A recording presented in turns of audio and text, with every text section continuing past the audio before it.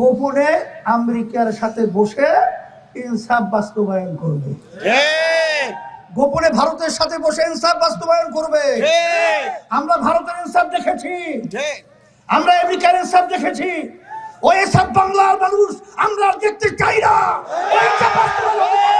এই ভুলের মাসুল দেওয়ার কোনো সুযোগ থাকবে না।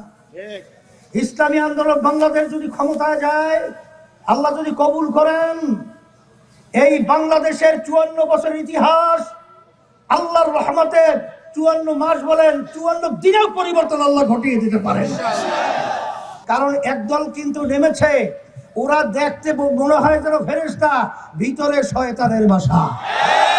ওরা কিন্তু বিভিন্ন জায়গায় মিথ্যা অপপ্রচারের মাধ্যমে বিভিন্ন মার্কার পর্যন্ত পরিবর্তন ঘটায় এই ধোঁকাবাজদের মাধ্যমে। আর আমরা ধোঁকায় পড়তে চাই না, এদেরকে প্রতিহত করতে হবে।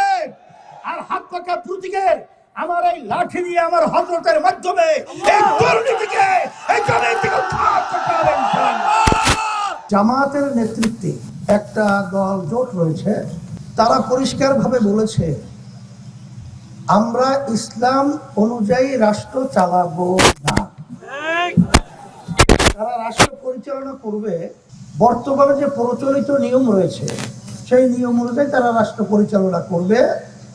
এটা তারা আমির সহ বিভিন্ন পর্যায়ের দায়িত্বশীলরা বলেছে। তারা যাক হিন্দু প্রার্থী দিয়েছে কৃষ্ণ নন্দী, তাকে সাংবাদিকরা প্রশ্ন করছিল যে আপনারা এর সঙ্গে জোটবদ্ধ হলেন কেন বা এর সঙ্গে গেলেন কেন?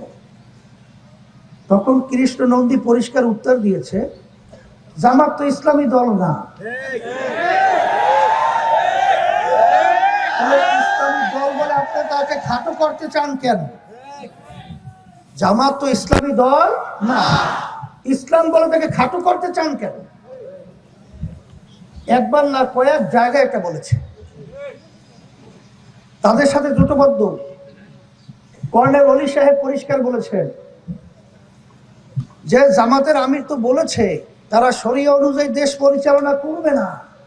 এর পরেও আপনারা খ্রিস্টান যে ওই যে সম্মানিতা মহিলা রয়েছে, সে তো পরিষ্কার বলেছে জামাতের আমিরের সাথে আমার কথা হয়েছে, সে আমাদেরকে আশ্বস্ত করেছে যে আমরা শরিয়া অনুযায়ী রাষ্ট্র পরিচালনা করব। শরিয়া মানে কি? ইসলামী হলো শরিয়া। শরিয়া মানে কি? আমরা নামাজ পড়ি, রোজা রাখি, হজ করি, যাকাত দেই, এইটাই শরিয়া। এই অনুযায়ী রাষ্ট্র পরিচালনা করবে না। তারা কোন নীতি আদর্শ অনুযায়ী রাষ্ট্র পরিচালনা করবে?